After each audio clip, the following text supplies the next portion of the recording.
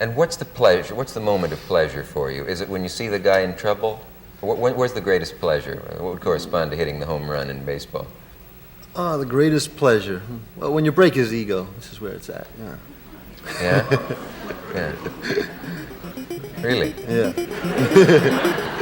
Bienvenidos a Soles Lejanos 2.0. Les habla David Minayo desde el lado ajedrecístico de las ondas. En el episodio de hoy vamos a repasar la vida del que, según muchos, es el jugador de ajedrez más grande de la historia, Bobby Fischer.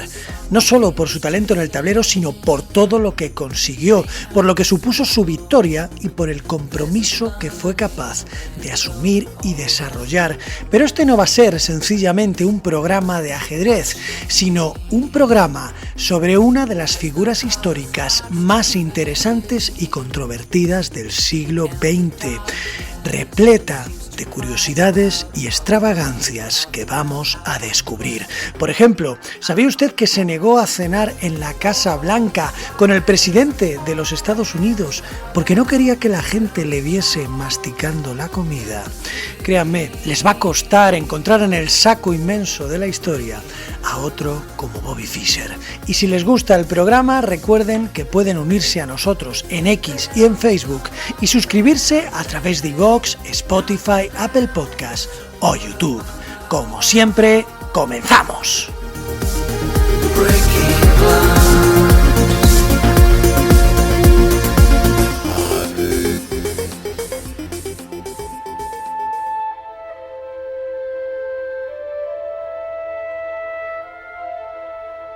El 31 de agosto de 1972, el mundo entero estaba pendiente de los movimientos de una partida de ajedrez que se estaba jugando en la ciudad de Reykjavik, en Islandia.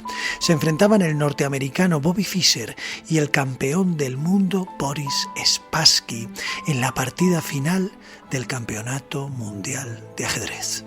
Tras varias semanas de tensas batallas, todo podía reducirse a esa partida. Se jugaba al mejor de 24, lo que quiere decir que el primero en alcanzar 12 con 5 puntos era coronado campeón, y Fischer estaba solo a medio punto de conseguirlo. A medida que la partida avanzaba, el americano tomó la iniciativa demostrando una vez más su genialidad táctica y estratégica. Spassky, consciente de que sus esperanzas de retener el título se desvanecían, intentó resistir, pero Fischer fue implacable. La posición del soviético se deterioraba con cada movimiento y finalmente, en el número 41, en un silencio sepulcral, acabó extendiendo la mano en señal de rendición. El soviético, en lugar de continuar en una posición indefendible, decidió retirarse, concediéndole a Fischer la victoria y con ello el título de campeón mundial de ajedrez. La sala explotó en aplausos. El joven prodigio de Brooklyn había alcanzado la cima del mundo, poniendo fin a 24 años de dominio soviético en el ajedrez. Y es que el match del siglo, como se conoció entonces y se conoce actualmente esta partida, no solo fue una batalla entre dos maestros del tablero, sino también un enconado enfrentamiento dentro del contexto de la Guerra Fría. La tensión que se vivía entre ambos bloques era tal que durante el transcurso de las partidas se dieron episodios tan extravagantes como el que tuvo lugar cuando la delegación soviética interpuso una reclamación ante la Federación de Ajedrez alegando que el mal rendimiento de Spassky podía deberse a algún tipo de interferencia proveniente de la silla de Fischer. Los soviéticos sospechaban que el americano podía estar utilizando algún dispositivo electrónico o químico para perturbar la concentración de su candidato. Una teoría que quizá no era tan descabellada como parece, considerando el ambiente de espionaje y desconfianza mutua que reinaba por aquel entonces entre Estados Unidos y la Unión Soviética. De hecho, la reclamación fue tomada en serio y la silla fue puesta en cuarentena y sometida a una minuciosa inspección como si de un espía se tratase. Fue vigilada durante 24 horas por la policía y sometida a varios análisis, incluyendo rayos X y test químicos.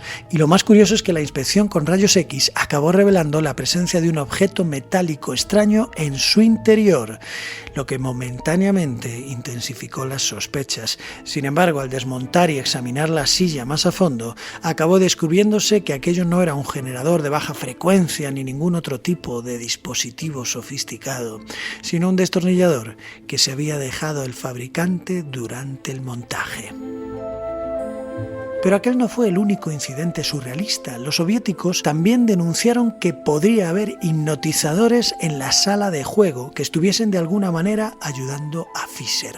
Una queja que también se tomó en serio, y para abordar estas preocupaciones por parte de los soviéticos, la Federación llevó a cabo varias medidas de seguridad adicionales. Restringieron el acceso a la sala donde se jugaban las partidas y revisaron con mayor rigor las identificaciones de los espectadores y de todo el personal presente, incrementando la vigilancia para tratar de asegurar que nadie estuviese llevando a cabo actividades sospechosas para tratar de influir psicológicamente en los jugadores.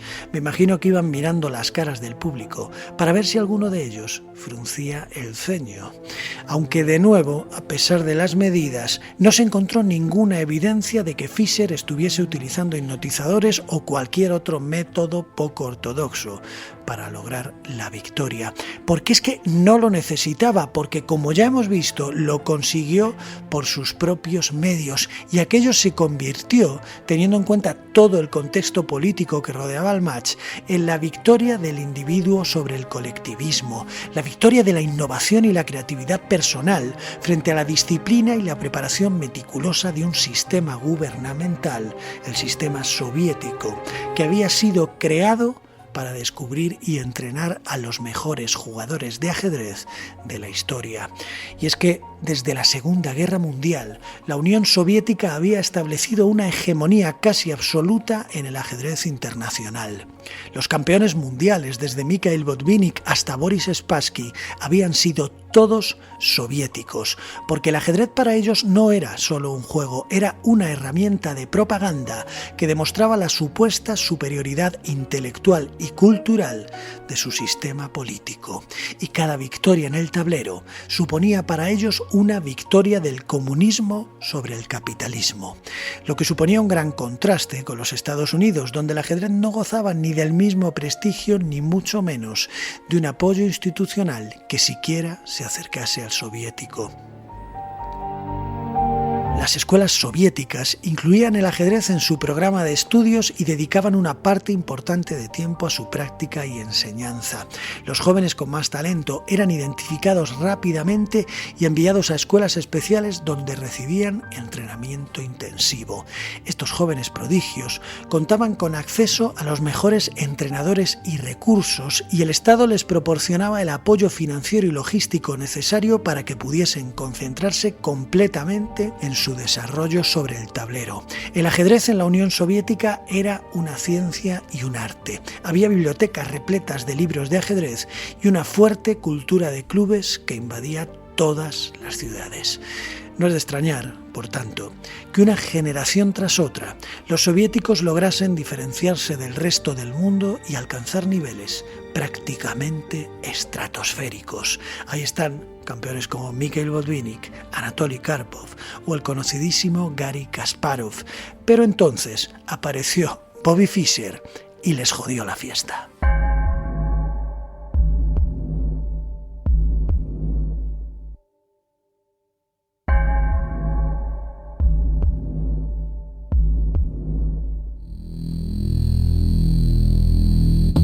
Fischer nació el 9 de marzo de 1943 en la ciudad norteamericana de Chicago, donde apenas vivió unos años porque, siendo aún muy joven, su familia se trasladó a Brooklyn, en Nueva York. Era huérfano de padre y fue criado solo por su madre. Pero vamos a centrarnos por un momento en el tema del padre, porque a lo largo del tiempo ha sido un tema que ha generado bastante controversia.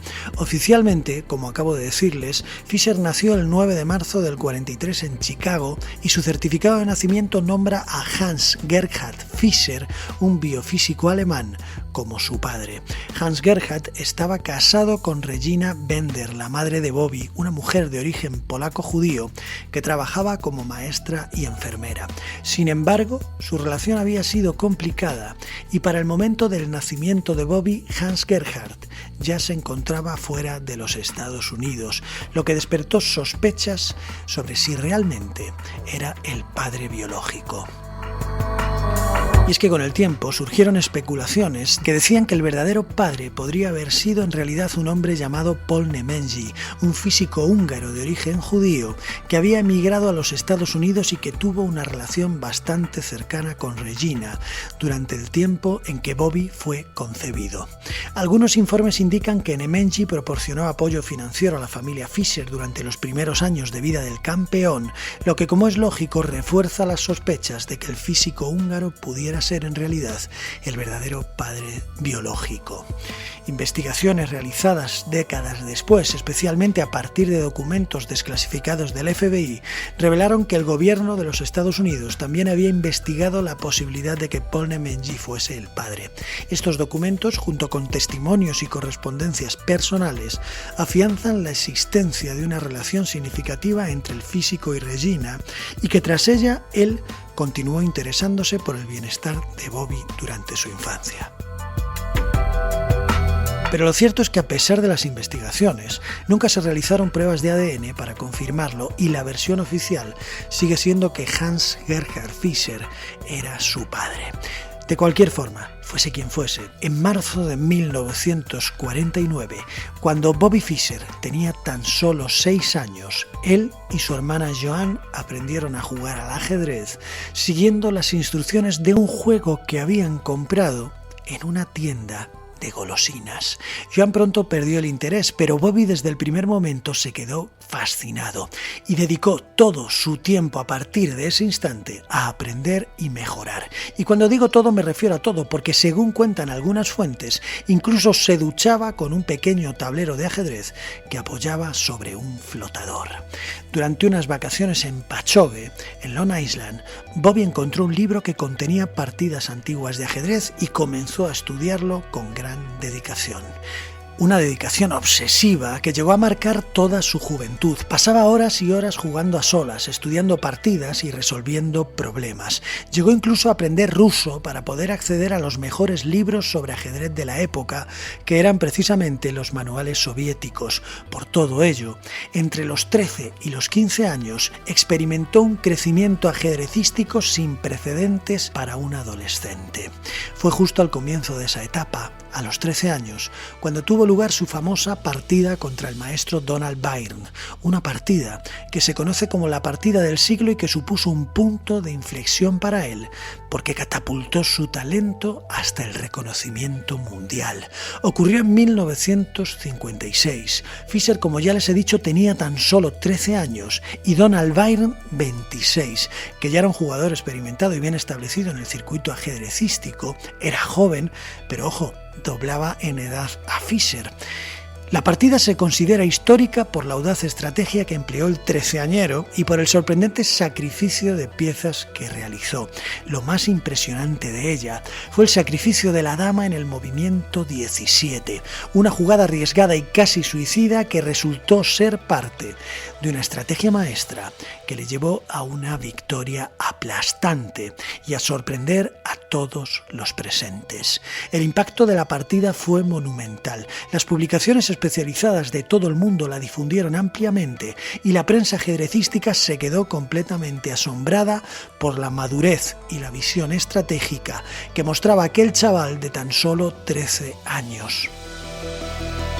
Los más importantes maestros de ajedrez, incluidos varios de la Unión Soviética, comenzaron a seguir sus pasos y a reconocer su talento. Pero por aquel entonces, la situación económica de la familia Fischer era muy difícil y Bobby estaba condenado a asistir a escuelas públicas de bajo prestigio. A partir de aquella partida, la comunidad ajedrecística de Nueva York decidió ayudarles económicamente. Y no solo eso, el reconocimiento que obtuvo en el tablero también le permitió acceder a una escuela privada sumamente reconocida e importante, el Colegio Erasmus Hall, que para evaluar su admisión le sometió a varias pruebas de capacidad intelectual en la que, dicen, obtuvo una puntuación superior a la de Albert Einstein, lo que llevó lógicamente a que lo admitiesen con una beca que cubría los altos costes de la matrícula. No sé si Einstein llegó o no en su época a hacer un test de personalidad o un test de inteligencia, pero lo cierto es que la puntuación de Fisher arrojó un número que rondaba los 187 puntos, y eso supone prácticamente ser una de las personas más inteligentes de la historia. Esa puntuación, por cierto, se comentó tanto que llegó incluso a publicarse en la prensa, y Fisher siempre se sintió incómodo con ella. Durante toda su vida la cifra se le mencionó con frecuencia y él la consideraba una representación simplista e inadecuada de sus habilidades. De hecho, siendo adulto, evitó repetir pruebas de cociente intelectual y manifestó no conocer la cifra exacta porque lo esencial era su demostrado genio ajedrecístico. Pero aunque su inteligencia fuese prodigiosa, lo cierto es que no aprovechó en absoluto el tiempo que pasó en el Erasmus Hall. A pesar de no ser conflictivo y de mantener una actitud callada y educada, Fisher nunca destacó académicamente. Su mente estaba casi constantemente en el ajedrez y cuando no lo estaba, se dedicaba a dibujar monstruos o a escribir canciones. Sus profesores lo recordaban como un mal estudiante, retraído y poco sociable, que solo se alegraba cuando sonaba el timbre del final de las clases, algo muy común, por cierto, y es que Fisher tenía intereses comunes con el resto de niños de los años 50 como la astronomía, los dinosaurios, el béisbol o el rock, pero también tenía serias dificultades para integrarse, aumentadas probablemente por el hecho de su condición económica y porque era un niño pobre en un entorno de estudiantes ricos. Fisher solo sobresalía en las asignaturas que le interesaban o en las que tenía habilidades especiales. Y una de ellas era precisamente el español, en el que se destacaba seguramente gracias a haberlo heredado de su madre, que hablaba varios idiomas, entre ellos el ruso. Pero en general sus resultados académicos fueron, como ya digo, bastante mediocres. Por cierto, como dato curioso, les diré que la cantante Barbra Streisand fue compañera de clase de Fisher, y no solo eso, en alguna entrevista llegó a revelar que había sentido cierto enamoramiento por él y que al igual que ella, el futuro campeón del mundo de ajedrez se sentía por aquel entonces un inadaptado. Le recordaba de dos maneras, riendo mientras leía una revista de humor o en silencio con la mirada perdida. Bobby dejó la escuela a los 16 años porque no le interesaba nada que no fuese el ajedrez, porque Fisher vivía y respiraba ajedrez y todo lo demás era secundario. En 1957 se convirtió en el campeón más joven de la historia de Estados Unidos y ganó una plaza para competir en el torneo interzonal, un evento internacional clave para aspirar al campeonato del mundo.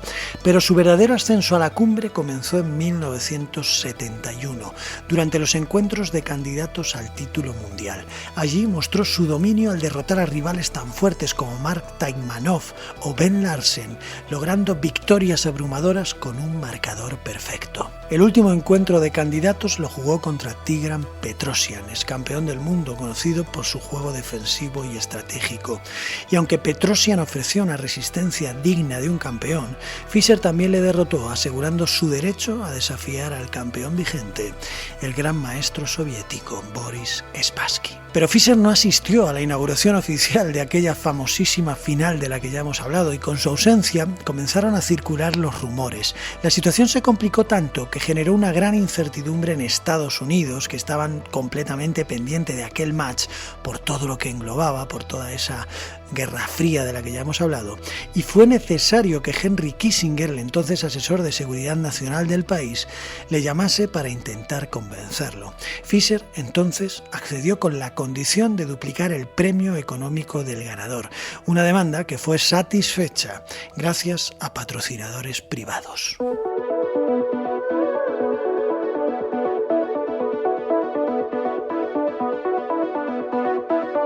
El duelo comenzó 10 días después de la fecha oficial. En la primera partida, Fisher sufrió una derrota y la situación se le complicó aún más cuando no se presentó a la segunda y se la dieron por perdida. El americano utilizó esa ausencia para plantear nuevas exigencias. Quería jugar sin la presencia de cámaras de televisión ni periodistas y solicitó también cambiar la sala de juego por una más pequeña que estuviese cerrada. Esta serie de demandas llegó a poner en serio peligro la continuación del campeonato, pero en un gesto de deportividad y quizá para evitar que se suspendiese, Spassky aceptó todas las condiciones y la tercera partida se jugó en privado, sin cámaras y sin espectadores. A partir de ese momento, Fisher mostró su verdadero poder en el tablero. A pesar del tumultuoso comienzo, como ya hemos visto, logró recuperarse y ganó el campeonato de manera convincente, demostrando su extraordinario talento y consolidando su lugar en la historia como uno de los jugadores de ajedrez más grandes de todos los tiempos. Fisher se convirtió en una celebridad internacional, tanto que incluso el presidente Richard Nixon le propuso organizar una cena en su honor en la Casa Blanca, pero él declinó la invitación, alegando que odiaba que el público le mirase mientras comía. Y no solo le dijo que no al presidente, se negó a aceptar contratos publicitarios que le habían resultado muy lucrativos con varias marcas reconocidas. Rechazó, por ejemplo, una oferta de la cadena de hoteles Hilton y una propuesta de Volkswagen porque sus automóviles eran, según sus propias palabras, coches suicidas. También desestimó contratos con una docena de marcas de bebidas alcohólicas y de lociones de afeitado, argumentando que solo estaba interesado en promover el ajedrez. Y es que a Fisher lo de decir que no se le daba bastante bien. En 1960, cuando apenas tenía 17 años, rechazó una invitación a la ceremonia de los Oscar porque no le interesaban ni el evento ni las celebridades. Y precisamente, a medida que él fue convirtiéndose en una, a medida que fue haciéndose famoso, de forma paralela también se hacía más paranoico. Sus exigencias irracionales y sus decisiones impulsivas pusieron en peligro su reputación y sus oportunidades. Tras aquella victoria histórica del 72, el americano se encontró en la cima del mundo, pero a diferencia de lo que cabría esperar, aquel triunfo no supuso el cenit y la continuación de una brillante carrera, sino todo lo contrario, marcó el inicio de un largo y tumultuoso declive en su vida profesional y personal. Y es que nunca volvió a presentarse a una competición oficial de ajedrez. En los años siguientes se sumió en una creciente paranoia y desconfianza hacia las instituciones y personas que tenía a su alrededor.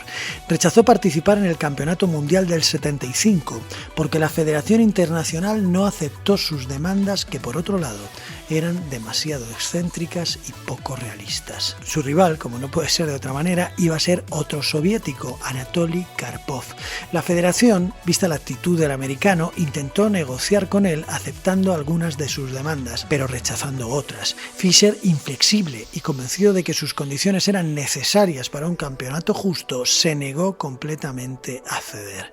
Cuando finalmente la federación aseguró que no aceptaría todo lo que él pedía, el americano se retiró del campeonato, permitiendo que Karpov se convirtiese en campeón mundial sin haberse enfrentado a él. A partir de ese momento, Fisher se retiró prácticamente de la vida pública y del mundo del ajedrez competitivo. Vivió en un aislamiento autoimpuesto, apareciendo extraordinariamente en poquísimos eventos públicos y evitando cualquier forma de comunicación con los medios. Su comportamiento errático y sus declaraciones públicas se volvieron cada vez más polémicas y antisociales. En algunas entrevistas expresó opiniones antisemitas y conspiranoicas problemas que le llevaron a perder el apoyo incluso de sus seguidores más leales. Durante casi 2 décadas vivió en un relativo anonimato, llegando a cortar casi todos los lazos con su familia y aislarse por completo del mundo que le rodeaba. Creía que estaba siendo constantemente vigilado y perseguido y no se fiaba prácticamente de nadie. Sus problemas mentales eran evidentes para todos aquellos que le conocían. Su comportamiento indicaba síntomas de varios trastornos, incluido el trastorno paranoide de la personalidad. Y podríamos decir que Fischer no solo luchó en el tablero contra sus rivales, sino que también lo hizo contra una realidad distorsionada por sus propios miedos. Pero en 1992 reapareció brevemente para jugar en Yugoslavia contra Boris Spassky, conmemorando el 20º aniversario de aquel famoso match del siglo de 1972. Y aunque este enfrentamiento atrajo la atención de los aficionados al ajedrez de todo el mundo, lo cierto es que la decisión de Fischer de jugar en Yugoslavia fue extremadamente problemática, debido a la situación política y a las sanciones internacionales que estaban vigentes en ese momento contra aquel país. Y es que en los años previos, Yugoslavia había entrado en un periodo de intensa inestabilidad y conflicto. Tras la muerte de Josip Broz Tito en 1980, las tensiones étnicas y nacionalistas que habían logrado contenerse bajo su liderazgo comenzaron a resurgir aún con más fuerza y explotaron a principios de la década de los 90, desembocando en una serie de guerras devastadoras cuando varias repúblicas yugoslavas, incluyendo Eslovenia, Croacia y Bosnia-Herzegovina, buscaron la independencia. Se trata del conflicto conocido como Guerra de los Balcanes, que estuvo marcado por atrocidades y limpiezas étnicas que generaron una grave crisis humanitaria y culminaron en la condena internacional.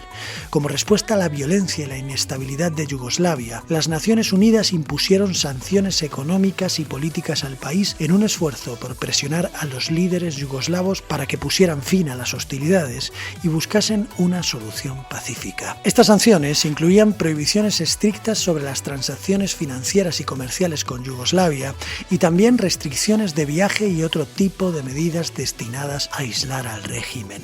Y en todo ese contexto de aislamiento apareció el vuelo de Fischer, del que nadie sabía nada, para decir que se iba a Yugoslavia a jugar al ajedrez contra Boris Spassky. Una decisión que fue vista como una violación flagrante de todas las medidas internacionales que se habían tomado. Las autoridades estadounidenses, en particular, le advirtieron de que su participación sería ilegal y tendría graves consecuencias. Pero a Fischer, que había desarrollado una profunda desconfianza hacia el gobierno y las instituciones internacionales, no le importó en absoluto. Más bien estuvo encantado de transgredir sus normas. De hecho, durante la conferencia de prensa previa al evento, mostró una orden de advertencia del Departamento del Tesoro de los Estados Unidos y, para ilustrar su total rechazo, la escupió delante de la prensa. Pero aquello, obviamente, tuvo consecuencias. El norteamericano violó la Ley de Emergencias Económicas Internacionales de Estados Unidos y por ello se emitió una orden de arresto en su contra que lo convirtió automáticamente en un fugitivo forzado a vivir en el exilio para evitar ser detenido y procesado. A pesar de todo esto, en 1992, 20 años después de aquel histórico enfrentamiento en Reykjavik, Fischer y Spassky se encontraron de nuevo frente a frente en el tablero de ajedrez. El rematch consiguió despertar una mezcla de curiosidad y escepticismo entre los expertos y aficionados al ajedrez, porque la nostalgia de volver a ver al campeón y la curiosidad por comprobar si tantos años después retenía sus increíbles cualidades efervescía en la sangre de cualquier aficionado, y esto convirtió el evento en un verdadero acontecimiento histórico. A diferencia de la primera vez, que fue a 24, el match se jugó al mejor de 30 partidas y Fischer de nuevo lo volvió a hacer. Sorprendió a muchos al mostrar que su talento y habilidad no se habían desvanecido en absoluto. Desde el comienzo demostró un dominio impresionante del juego, ganando la primera partida con negras y estableciendo el tono para el resto del match. La serie de partidas entre Fischer y Spassky supuso un nuevo testimonio del genio ajedrecístico del americano. A pesar de su larga ausencia, Fischer jugó con una precisión y una creatividad que desafiaron todas las expectativas.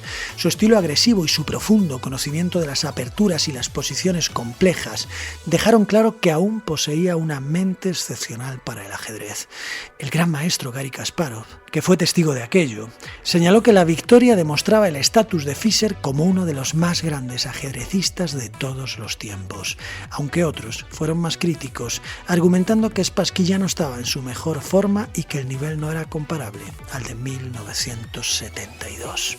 Pero como ya hemos visto, el precio que tuvo Fischer que pagar por todo aquello fue excesivamente alto, ya que a partir de ese momento se vio obligado a marcharse al exilio y a enfrentarse a continuos conflictos legales. El lugar que eligió para escapar de la justicia norteamericana fue Asia. Vivió en Filipinas y consiguió llegar a una vida relativamente tranquila, hasta que su situación dio un giro dramático en julio de 2004, cuando fue detenido en Japón al intentar pasar por el control de pasaportes en el aeropuerto de Tokio.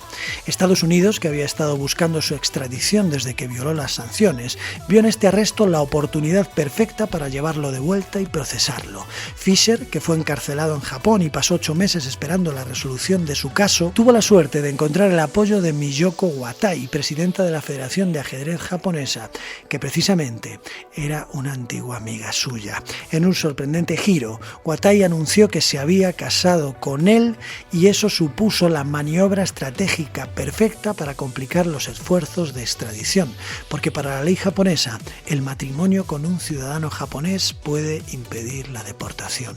Gracias a esta jugada maestra digna de un tablero de ajedrez, el campeón pudo obtener protección legal en Japón mientras buscaba un refugio permanente que encontró en Islandia, ese país con el que tenía esa conexión especial y que en agradecimiento le otorgó la ciudadanía en 2005, lo que finalmente puso fin a la amenaza de extradición y le permitió establecerse lejos de las presiones legales y políticas de los Estados Unidos. Fischer se trasladó a Reykjavik, donde pasó el resto de sus días llevando una vida relativamente tranquila. A pesar de su fama mundial, mantuvo como siempre un perfil bajo y evitó la atención pública. Sus años en Islandia estuvieron marcados por una mezcla de aislamiento y esporádicos encuentros con la comunidad ajedrecística. Continuó siendo una figura controvertida debido a sus opiniones políticas y declaraciones públicas, y se mantuvo crítico hacia los Estados Unidos y su política exterior, así como hacia la Federación Internacional de Ajedrez, de la que había sido un ferviente opositor durante gran parte de su carrera. Con tan solo 64 años, a causa de una enfermedad renal, murió en la misma ciudad que le vio conseguir el mayor de sus logros. Bobby Fischer, un estadounidense excéntrico y solitario, se enfrentó a toda la estructura del ajedrez soviético que había producido una serie continua de campeones mundiales desde 1948, sin el apoyo de un gobierno, sin una maquinaria estatal detrás, y logró lo impensable: derrotar a la élite ajedrecística soviética en un enfrentamiento que fue apodado el match del siglo, demostrando el poder del individuo frente al sistema. Porque a diferencia de Spassky, que contaba con un equipo de analistas y el respaldo del grandísimo Estado soviético, Fischer se preparó solo, confiando en su genio, en su intenso trabajo y en su instinto competitivo. Fischer llegó a ser un héroe en Occidente, y su victoria fue celebrada como una demostración de que el genio individual podía superar incluso a la más formidable de las maquinarias políticas. Pero fue enterrado en una sencilla tumba de un cementerio cercano a la pequeña localidad de Selfoss, en Islandia. Vivía en un modesto apartamento en Reykjavik, donde pasaba sus días estudiando antiguas partidas de ajedrez y leyendo todo tipo de teorías conspiranoicas. Vivió en la era del comienzo de los ordenadores, pero nunca usó uno de ellos para mejorar su juego. Para Fischer, el ajedrez no era un deporte o un juego, sino una forma de guerra total, y su objetivo era destruir a su rival en todos los aspectos, tanto en el tablero como psicológicamente. Fischer tenía una mentalidad única en la que ganar no era suficiente. Necesitaba demostrar su superioridad aplastando el ego de sus adversarios. De hecho, lo dijo literalmente: el objetivo del juego es aplastar la mente del rival. Como ya les dije, durante el torneo de candidatos del 71 contra Ben Larsen y Mark Taimanov, logró un resultado perfecto de 6-0 en ambas series, algo sin precedentes en la historia del ajedrez a ese nivel. Esos resultados no solo fueron devastadores para sus oponentes en términos de puntuación, sino que también tuvieron un impacto emocional y psicológico significativo. Mark Taimanov no solo fue un gran maestro del ajedrez, sino también un reconocido pianista y periodista. Aquella derrota supuso para él una humillación profunda que resonó en toda la Unión Soviética y tuvo graves consecuencias. Taimanov fue duramente criticado por las autoridades y, como parte de su castigo, le prohibieron dar conciertos. La situación fue tan extrema que solo Boris Spassky se atrevió a cuestionar el castigo, mostrando solidaridad en un momento en el que otros preferían callar. Cuando todos hayamos perdido ante Fischer, seremos arrastrados por el fango, llegó a decir en público. Taimanov tuvo que irse a vivir a Francia para continuar con su carrera musical. El árbitro de aquel Mundial del 72, por cierto, de la partida entre Fischer y Spassky, el alemán Lothar Schmidt, sufrió más que nadie y lloró en su habitación cuando tuvo que darle por perdida la segunda partida al americano, llegando a declarar que pensaba que había destruido a un genio. Y es que Fischer era toda una institución. Por cierto, si les gusta el fútbol, probablemente sepan de lo que les hablo si les digo que la relación con la prensa del entrenador Luis Enrique es una maravilla comparada con la que tenía Bobby, que rara vez concedía entrevistas. De hecho, para disuadir a los periodistas y proteger su privacidad, llegó a establecer unas tarifas exorbitantes para cualquier tipo de entrevista o participación en actos públicos. Por ejemplo, pedía $1.000 por leer un texto, 2.500 por hablar por teléfono, 5.000 por una reunión cara a cara y $25.000 por una entrevista. Estas sumas astronómicas, tengamos en cuenta que hablamos de los 70, reflejaban su deseo por evitar la atención mediática. Sin embargo, no impidieron que algunos lograsen obtener sus declaraciones. El excampeón del mundo, Mikhail Tal, que también fue redactor jefe de la revista de ajedrez Sachs, consiguió realizar una breve pero memorable entrevista con Fischer, en la que le hizo la siguiente pregunta: Bobby, ya tienes más de 20 años, ¿no es hora de pensar en casarse?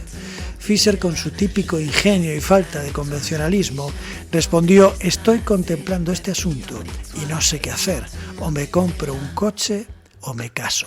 Su respuesta fue sincera e inesperada y consiguió capturar la esencia de Fischer, un hombre que veía el mundo de manera única y que no se conformaba con las expectativas sociales tradicionales. Nunca olviden que miles de soles lejanos no disipan la noche. Lo decía Antonio Porcia. Les espero en el próximo programa. Hasta pronto.